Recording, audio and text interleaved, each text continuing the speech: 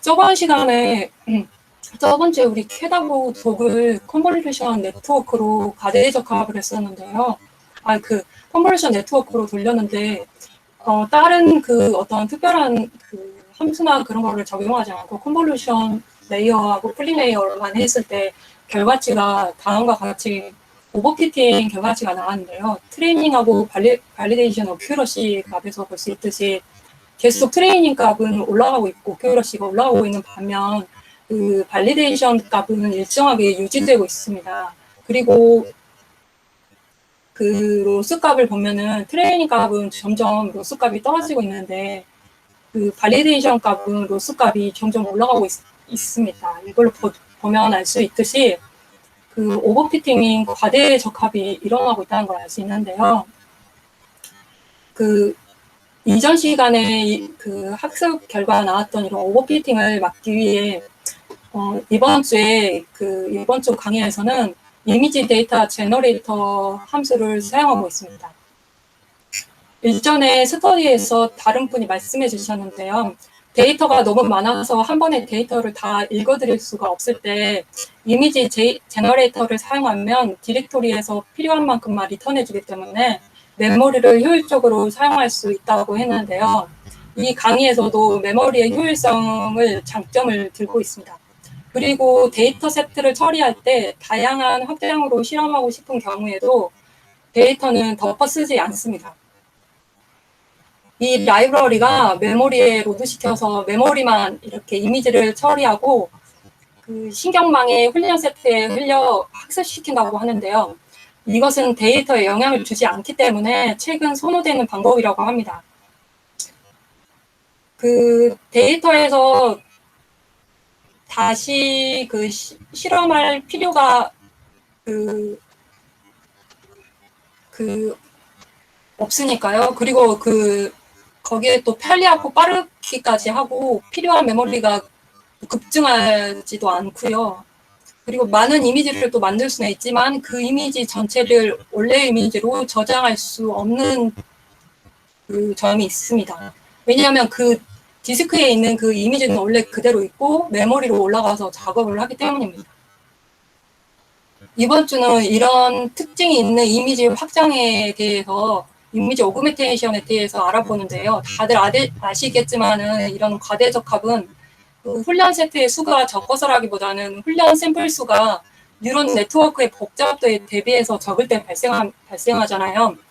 그러니까 뉴런 네트워크가 아주 작을 때는 오버피팅이 나타나지 않을 수도 있다는 말도 되겠습니다. 그런 의미로 오늘 배울 이미지 데이터 제너레이터의 함수에 파라미터가 많은 역할을 하고 있다고 봅니다. 그럼 구체적으로 이미지 데이터 제너레이터의 파라미터 일부를 알아보겠는데요. 그중 첫 번째 리스케일 파라미터 같은 경우에는 이전 시간에도 이미 다뤘기 때문에 그 외에 강의에서 다루고 있는 파라미터를 알아보도록 하겠습니다. 강의에서 설명도 해주셨지만 제가 따로 또 알아보니까 이렇게 강의에 나온 파라미터 설명에 설명이 이렇게 화면적으로 잘 이렇게 이해하기 쉽게 나온 부분이 있어서 여기 있는 출처에서 가지고 와서 발표 자료를 쓰려고 하는데요. 먼저 여기 있는 이 삼각형이 원본 이미지고 로테이션 언더바 레인지를 90도로 뒀을 때 결과값이 이렇게 이 파라미터 값에 의해서 이 결과값이 이렇게 변한다는 것을 알 수 있습니다. 이 지정된 이 90도라는 각도에서 임의로 원본 이미지를 이렇게 회전시킬 때 로테이션 언더바 레인지를 사용하는데요. 단위는 이렇게 90도처럼 도다니면서 그리고 정수형으로 이렇게 입력을 합니다. 여기서 90도라고 했기 때문에 0도에서 90도 사이에 임의 각도로 이렇게 회전시켜서 이런 결과가 나오게 됩니다. 다음에 위드 언더바 시프트 레인지가 0.1인 경우에 이 원본 데이터가 이렇게 변하게 된다는 걸 나타내는데요. 그거는 지정된 수평 방향 이동 범위 내에서 임의로 원본 이미지를 이렇게 이동시킵니다. 수치는 전체 넓이의 비율인 실수값으로 이렇게 나타내게 되는데 여기서 0.1이 이렇게 예를 들어서 이렇게 0.1이라고 하면 전체의 넓이를 100으로 봤을 때 10픽셀 100에 0.1배니까 10픽셀 이렇게 내로 이렇게 좌우 이동시킨 결과값이 이렇게 좌우 이동시키는 역할을 하게 됩니다. 그렇기 때문에 여기 완벽한 삼각형이지만 그 10픽셀을 움직였더니 여기는 약간 모서리가 안 보이게 되잖아요. 이런 그 효과를 주게 됩니다. 다음에는 헤이트 언더바, 시프트 언더바 레인지가 0.1로 뒀을 때 그 이렇게 삼각형인 원본이 어떻게 바뀌냐면 이렇게 위아래로 이렇게 들쑥날쑥 이렇게 바뀌는 걸 볼 수 있잖아요. 이처럼 헤이트 언더바, 시프트 언더바 레인지는 그 위드 언더바 아까 나왔던 위드 언더바 시프트 레인지가 수평 방향이었다면 헤이트니까 이렇게 수직 방향 이동 범위 내에서 임으로 이렇게 원본 이미지를 이동시킵니다. 여기서는 아까는 0.1이 100 높이를 100km 전체 넓이가 100이었을 때 그 10픽셀 내로 이렇게 좌우로 이동했으니까 이거는 헤이트니까 상하로 이동을 하겠죠. 그러니까 10픽셀 내로 이렇게 상하 이동시키게 됩니다. 다음에 C 언더바 레인지를 0.5로 뒀을 때 그 밀림 강도 그 범위 내에서 이렇게 원본 이미지를 이렇게 변형을 시킨, 이건 완전 이 이미지하고는 이제 거의 완전히 달라진 모습이잖아요. 이렇게 원본 이미지를 이렇게 훼손한다고는 아니고 완전히 변형을 시켜버립니다. 이게 C 언더바 레인지인데요. 이 값이 0.5라는 것은 시계 반대 방향으로 그 이 0.5만큼 라디안 시계 반대 방향으로 0.5만큼 라디안 값으로 이렇게 변형을 시킨단 말입니다. 한마디로 이렇게 비틀어 버린다 그런 거하고 좀 비슷하다고 생각하면 될 것 같습니다. 다음에는 줌 언더바 레인지를 0.3으로 나왔을 때 그 삼각형이 이렇게 바뀌는 건데요. 이렇게 0.3만큼 컸었다가 또 0.3만큼 작아진다 이런 의미인데 이렇게 지정된 확대 축소 범위 내에서 원본 이미지를 이렇게 확대하고 축소시키는데 0.3이라고 그래서 만약에 원본 이미지 값이 1이라고 하면은 1.3만큼 된다는 게 아니라 1에서 0.3을 뺀 0.7에서 1.4만큼 이렇게 확대되고 축소시키는 그 역할을 담당하고 있는 게 줌 언더바 레인지 파라미터입니다. 다음에는 호리존털 언더바 플립이 그 이렇게 원본 값이 이렇게 돼 있을 때 그 값은 불린 값으로 true와 false로 나오는데요. 여기서 만약에 true 값을 주게 되면은 호리존털 플립이 다음과 같이 이렇게 나옵니다. 근데 잘 모르겠죠. 이건 삼각형이기 때문에 수평 방향으로 이렇게 돌린다는 말이잖아요. 수평 방향으로 돌려도 삼각형은 삼각형이니까요. 이렇게 그대로 이렇게 수평 방향 뒤집기를 해서 이렇게 나오게 됩니다. 근데 이제 버티컬 언더바 플립은 수직 방향으로 이렇게 돌리는 거기 때문에 이렇게 확연히 차이를 이렇게 볼 수 있습니다. 이처럼 이런 파라미터를 이렇게 조정해 줌으로써 이미지 데이터 제너레이터 파라미터를 이렇게 조정해 줌으로써 그 다양한 이미지를 특징을 이렇게 특정한 특징을 이렇게 잘 이렇게 나타낼 수 있게끔 하고 다양한 이미지를 한정된 이미지를 더 다양하게 이렇게 표현을 가능하게 함으로써 과대적합을 막을 수 있는 그 역할을 하고 있습니다. 이 경우에는 아무것도 이미지 데이터 오그멘테이션이나 아무것도 과대적합을 막기 위해서 뭐 L2 교재, L1 교재 막 많은 걸 하잖아요. 정규화 과정도 거치고 하는데 어떤 것도 하지 않고 그냥 컨볼루션과 풀링 그리고 플래튼 이런 댄스 이런 층으로 기본적으로 모델점 핏만 이렇게 했을 때 아까 저번 주에 배웠듯이 이렇게 비슷하게 이렇게 결과치가 나온다는 거를 나타내고요. 역시 과대적합이 심하게 일어나고 있죠. 근데 아까 파라미터를 제일 처음에 했던 이 파라미터를 이렇게 파라미터로 변형을 주게 되면은 파라미터 값을 이용해서 이렇게 변형을 주게 되면은 완전히 학습 데이터하고 발리데이션하고 트레이닝 데이터가 완전히 따로 놀고 있는 이 상황에서 많이 트레이닝 데이터와 발리데이션 데이터가 많이 그래도 가까워진 것을 볼 수 있습니다. 과대적합이 그래도 많이 좀 해소가 되고 있는 것을 보여주는 결과값인데요. 그래도 아직 여기서 보다시피 변동의 폭이 이렇게 나오고 있습니다. 변동 폭이 이렇게 보이고 있는데요. 이렇게 그 이미지 데이터 제너레이터 함수로 이렇게 잘 적용을 하면 그 과대적합이 해소된 좋은 결과를 받아볼 수는 있지만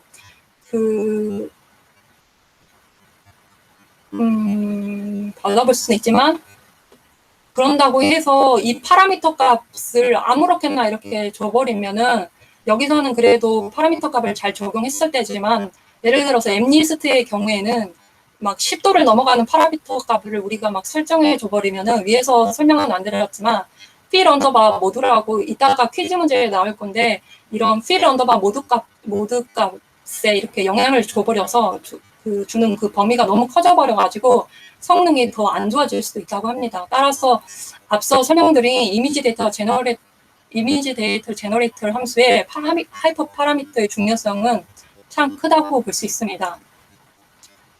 그 밖에도 오버피팅 방지를 하기 위해서 L2, L1 정규화 규제를 포함해서 컨볼루션 네트워크에서 일반적으로 사용되는 방식은 이렇게 드롭아웃처럼 이미 랜덤으로 이렇게 통과할 레이어를 선택하는 드롭아웃 방식도 있다는 것을 다들 아실 겁니다.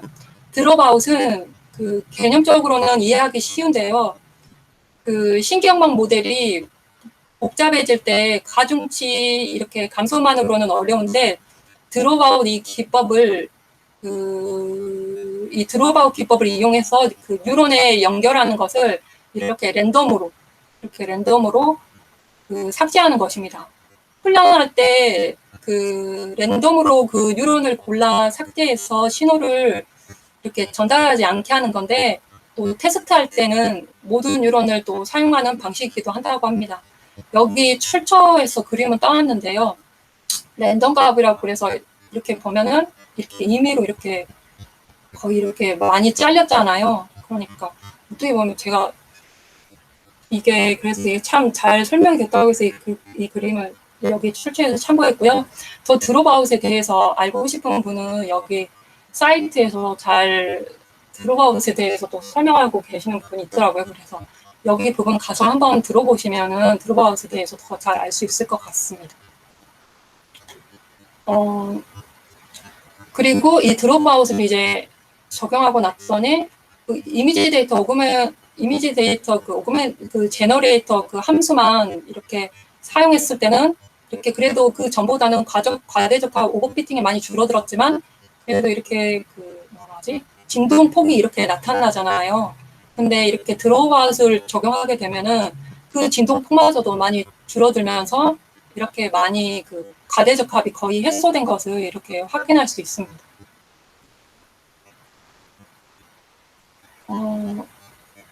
이제 다음으로 그 코드 분석을 할 텐데요. 제가 코드 분석에다가 안 넣은 부분이 있는데 이미지 데이터 그 제너레이터 클래스를 사용해서 그 객체를 생성한 뒤에 여기에는 따로 기입이 안 돼 있지만 이 강의에서 나오는 코드 중에 flow 언더바 from 언더바 디렉토리 함수를 호출해서 제너레이터를 생성을 합니다. 그런데 flow 언더바 from 언더바 디렉토리 함수에서 첫 번째 인자로 이미지의 경로가 지정이 되고요. 타겟 언더바 사이즈 인자에서는 패치 그 이미지 크기를 지정하고 이번 강좌에서 우리가 이 파라미터를 이용해서 150 by 150 이미지 크기로 여기서 타겟 언더바 사이즈 인자에서 그 크기를 자동으로 조절했습니다. 그리고 배치 언더바 사이즈는 배치 크기를 지정하는데요. 우리는 이번 강좌에서 배치 크기를 20으로 지정했고 이미지 수가 2000개였기 때문에 그 에포크 수는 당연히 100이 되어서 에포크가 수행될 수 있도록 하였습니다. 마지막으로 클래스 언더바 모드에서 분류 방식을 저장을 하는데요. 우리는 개와 고양이 이중 분류이기 때문에 분류 방식은 바이너리를 사용했지만은 예를 들어 원화 팩터의 출력을 원한다면 카테고리카를 사용하시면 되고 정수 라벨을 출력을 원하시면 스파스를 사용하시면 될 것 같습니다. 그러나 아무 라벨 값도 반환하지 않을 때는 논이라고 설정하면 된다고 합니다. 이제 코드로 돌아와서 코드를 보면은요, 코드에서 보다시피 이제 먼저 이렇게 모델을 구성을 합니다. 시퀀셜로 이렇게 모델을 구성을 하는데 잠깐 이전에 배운 내용을 복습하자면 영상 처리에 주로 사용되는 폼부 2D 레이어를 사용했고요. 필터에서는 32개 3곱하기3 컨볼루션 커널을 사용했습니다. 패딩 값은 세임으로 따로 설정하지 않았기 때문에 발리드 값이 디폴트 값으로 적용되어 있어서 입력 사이즈보다 출력 사이즈가 줄어들게 구성했고요. 액티베이션에서 활성화 함수를 은희 중에 주로 사용하는 렐로 함수를 사용하였습니다. 그리고 만약 여기서 액티베이션 값을 우리가 따로 렐로라고 이렇게 지정하지 않았다면 디폴트 값인 그 입력 유령과 그 가중치의 결과값이 그대로 출력되는 리니어 선형 활성화 함수가 설정되게 됩니다. 그리고 또 그 밖에 활성화 함수가 시그모이드 함수하고 소프트맥스 함수가 있는데 여기서 우리는 시그모이드 함수를 출력층에서 쓰고 있듯이 시그모이드 함수와 소프트맥스 함수는 우리가 이전에도 알아봤듯이 그 출력층에서 쓰는데 시그모이드 함수 같은 경우에는 그 이진 분류에서 주로 쓰이고 다중 분류 같은 경우에는 소프트맥스 함수를 주로 사용한다고 예전에 스터디에서 함께 논의한 바 있습니다. 그리고 인풋 CF는 입력 이미지니까 150 x 150으로 되고 RGB 값을 적용해서 150 x 150 x 3이 됩니다.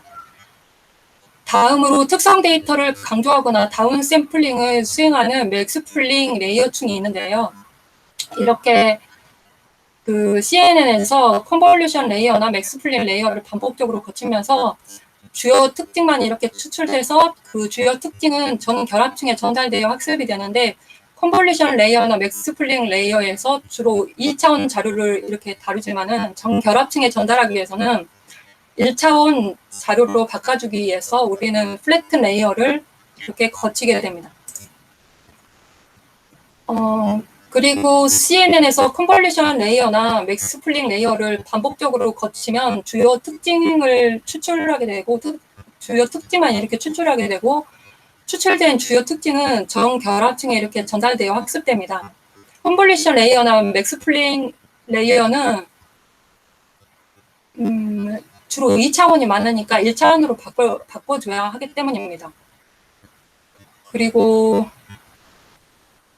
이렇게 모델을 이렇게 구성을 한 다음에 이제 이 모델을 그 손실 함수하고 최적화 알고리즘으로 묶어줘야 됩니다. 그때 사용하는 건 모델.컴파일을 컴파일을 실행하고요. 만약 지금처럼 이진 분류가 아니고 다중 분류였다면 로스 값은 그 전에 말했다시피 바이너리 언더바 크로스 엔트로피가 아니라 카테고리컬 언더바 크로스 엔트로피가 사용되었을 겁니다. 이제 fit 함수, 모델.fit 함수를 사용해서 학습을 시키는 이런 순서로 진행을 하게 되는데요. 이렇게 아까처럼 모델 구상만 하고 이미지 데이터 제너레이터 함수를 이렇게 따로 사용하지 않으면 그 전에 봤듯이 오버피팅 자체라고 할 정도로 결과가 나오는 거 앞서 확인했습니다. 하지만 여기에서처럼 이미지 데이터 제너레이터 함수를 적용해주면 과대적합이 상당히 줄어드는 것을 앞에서 확인할 수 있었습니다. 하지만 그 증폭은 남아있었죠. 다소 이렇게 증폭은 남아있었지만 그래도 줄어들었습니다. 그리고 그 증폭마저 줄이기 위해서 우리가 또 사용했던 방식이 이 강의에서 사용했던 방식이 드롭아웃 방식이었는데요. 그러니까 드롭아웃을 적용하려면 어디다 놓느냐가 궁금해서 알아봤더니 코드를 봤더니 그 플래튼 바로 위에 드롭아웃을 적용을 시켜주면 됩니다. 여기 보이는 수업 자료에도 나왔듯이 플래튼 바로 전에 그 드롭아웃을 이렇게 적용하고 나니까 과대적합이 거의 그 훈련 데이터와 거의 비슷하게 어큐러시 값도 따라갔고 로스 값도 낮게 잘 나오는 걸 알 수 있었습니다. 이렇게 해서 대략적인 코드 설명을 마치겠습니다. 다음은 퀴즈로 넘어가겠는데요. 첫 번째 문제는 텐서플로우에서 이미지 오그멘테이션 어떤 방식으로 사용하냐고 묻는 건데 이미지 오그멘테이션을 하기 위해서 오늘 배운 그 이미지 데이터 제너레이터 파라미터를 사용했었잖아요. 그래서 이미지 데이터 제너레이터의 파라미터를 사용한다는 게 이게 답이 됩니다. 그리고 이번 두 번째 문제를 보면은 우리가 여기 보면 코딩 오그멘테이션 위드 이미지 데이터 제너레이터 여기 부분에서 여기 섹션 강의 섹션에서 그 교수님이 설명을 해주셨는데 여기에 나오는데 다루고 있는 내용인데요.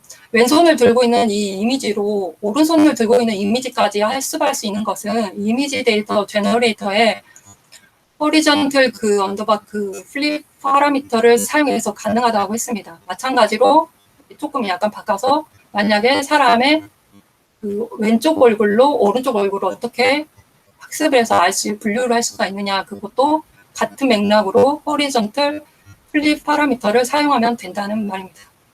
그래서 답은 이게 되고요. 세 번째는 오그멘테이션으로 진행할 때 트레이닝 시간이 좀 늦어졌던 이유를 묻는 건데요.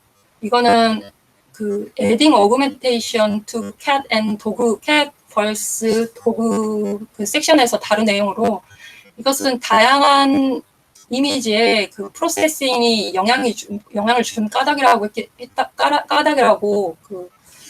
설명했습니다. 따라서 답은 because the image processing takes cycle이 될 것 같습니다. 되겠습니다. 다음 4번 문제는요. field 언더바 모드 파라미터가 하는 일을 물어보고 있습니다. 역할 field 언더바 모드 파라미터에 대해서는 여기서 설명하고 있어서 따로 설명을 드리려고 제가 거기서 파라미터에서 설명을 안 드렸는데요. field 언더바 모드 파라미터에는 또 4가지 옵션이 있습니다. 컨스탄트, 그리고 우리가 수업 시간에 적용했던 니어리스트, 그리고 그 외에 리플렉트와 랩, 이렇게 4가지로 된 옵션이 있는데 이거를 텐서플로우 거기 설명에 잘 읽어보면 나와 있습니다. 그런데 예를 들어 만약에 우리가 콘스탄트를 만약에 적용하게 되면은 우리가 이미지를 이렇게 아까 이렇게 왜곡을 심하게 하던가 아니면 이렇게 움직이게 되면은 뭐랄까 좀 빈 공간이나 엉뚱한 공간이 이렇게 생기게 되잖아요. 잃어버린 공간들이 이렇게 소멸된 공간들이 나오는데 그럴 때 이 공간들을 어떻게 채우느냐의 방식이거든요. 예를 들어 우리가 이번 강좌에서 적용했던 니어리스트의 경우에는 예를 들어 A, B, C, D, A, B, C, D 이렇게 A, B, C, D로 이루어졌다고 하면은 D 근처에 있는 것은 다 D로 이렇게 메꾸고요. A 근처에 있는 것은 다 A로 이렇게 배경을 메꾼다는 의미입니다.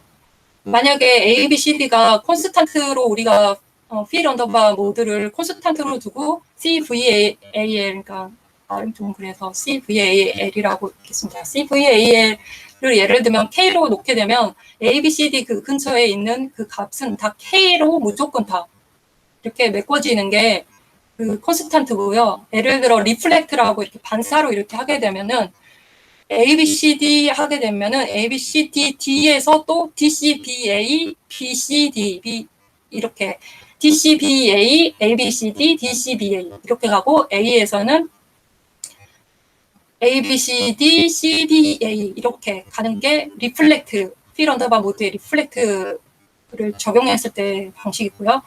또 랩핑 방식을 또 field 언더바 모드의 옵션 중에 랩을 사용하게 되면 A, B, C, D라고 나오게 되면 가해가 또 맞춰서 똑같이 A, B, C, D, A, B, C, D 또 여기가 A, B, C, D고 여기가 또 비어있는 왜곡된 공간이 나왔다면 또 거기가 A, B, C, D, A, B, C, D에서 이렇게 채워지는 방식입니다. 그랬기 때문에 답은 그러니까 field 언더바 모드는 이렇게 4가지 옵션을 이용해서 하는데 대체적으로 기본값인지 아니면 여기서 우리 강좌에서 쓰고 있는 니어리스트가 좀 많이 쓰이는 것 같더라고요. 그래서 답은 3번입니다. 그리고 이제 5번째 문제를 보면 5번째 문제는 앤드류 선생님하고 대담하는 이제 마기 2주차 강의 들어갈 때 프리뷰 섹션에서 강조한 내용인데요. 이미지 데이터 제너레이터를 가지고 이미지 오그멘테이션을 할 때 디스크에 있는 로우 데이터에는 무슨 일이 생기는지 묻고 있습니다. 그 프리뷰 섹션에서 강조했듯이 데이터에는 영향을 주지 않는다고 합니다. 왜냐하면 또 그 데이터에서 다시 실험할 필요가 있을지도 모르고 그리고 그 데이터는 그대로 보존을 하고 그리고 메모리에 가지고 와서 이렇게 모든 작업이 이루어지기 때문에 편리하고 빠르기까지 해서 최근에 선호하는 방식이라고 그래서 최근에 선호하기 때문에 이 이미지 데이터 제너레이터 함수에 대해서 우리가 이번 주에 배워야 한다고 그 프리뷰 섹션에서 설명할 때 나왔기 때문에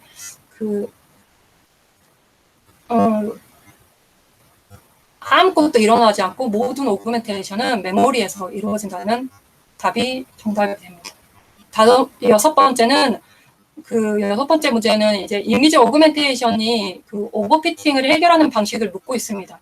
이미지 오그멘테이션은 이미지의 특징을 더 증가시키는 의미이지만은 그보다도 더 중요한 것은 그 트레이닝 셋에서 다뤄진다는 점입니다. 그래서 이게 그 피처가 우리가 이렇게 하면서 이 피처 값을 여러 가지를 이렇게 더 이렇게 내는 게 그게 의미가 있는 거잖아요. 근데 그 트레이닝 세트하고 발리데이션 세트 중에서 그 트레이닝 세트에서 이게 그 이미지 데이터 제너레이터가 이렇게 작동을 하게 된다는 거를 조작을 하고 이렇게 작동을 하게 된다는 게 중요한 게 조금 강조했던 부분이었습니다.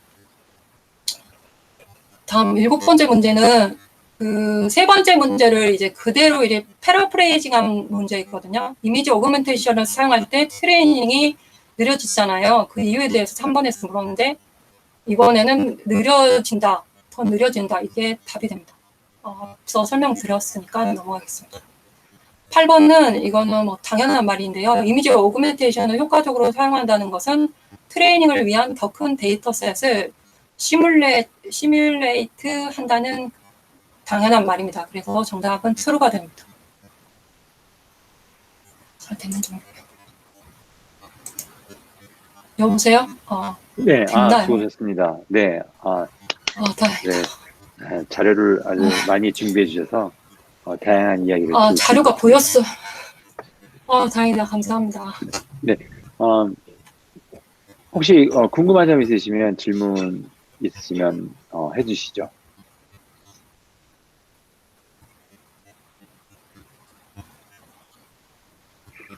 네, 질문 없으신가요?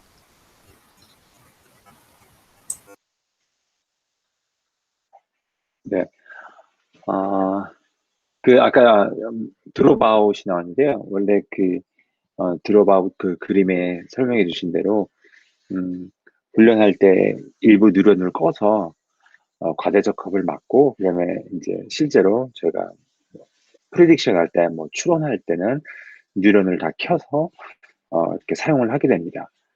근데 훈련할 때 일부 뉴런을 껐기 때문에 실제 이제 인퍼런스 할 때, 테스트 할 때는 그 최종 출력단의 값이 커지게 되거든요. 모든 뉴런을 다 켰기 때문에. 그래서 실제로 저희가 프리딕션 할 때는 드롭한 비율만큼 오히려 그 뉴런의 출력을 감해줘야지 이제 훈련된 가중치를 올바르게 사용하는 꼴이 되거든요. 이제 그런데 실제로 딥러닝 라이브러리들은 그렇게 하지 않고요. 왜냐면 저희가 프리딕션 할 때 어떤 연산을 하는 거는 이제 좋지 않잖아요. 가능한 프리딕션이 빨라야 되는 거니까. 그래서 드롭아웃 할 때 훈련을 드롭아웃 할 때 드롭된 그 뉴런의 비율만큼 오히려 출력을 키워줍니다. 그래서 그 출력을, 그러니까 꺼진 뉴런은 그대로 내비두고 켜진 뉴런의 출력을 꺼진 비율만큼 오히려 키워줘서 나중에 프리딕션 할 때 모든 뉴런을 다 켰을 때도 비슷한 비율로 출력의 크기가 나오도록 그렇게 구성을 하고 있습니다. 약간 이론적인 드롭아웃과 실제적인 라이브러리에서 적용하는 방법이 조금 다르긴 합니다. 뭐 근데 우리가 일상적으로 라이브러리 사용할 때 이런 걸 전혀 신경 쓰지 않기 때문에 뭐 중요하진 않지만 그냥 나온 김에 말씀을 드렸고요. 네, 오늘 발표해 주셔서 감사하고요. 네, 오늘 수고 많으셨습니다.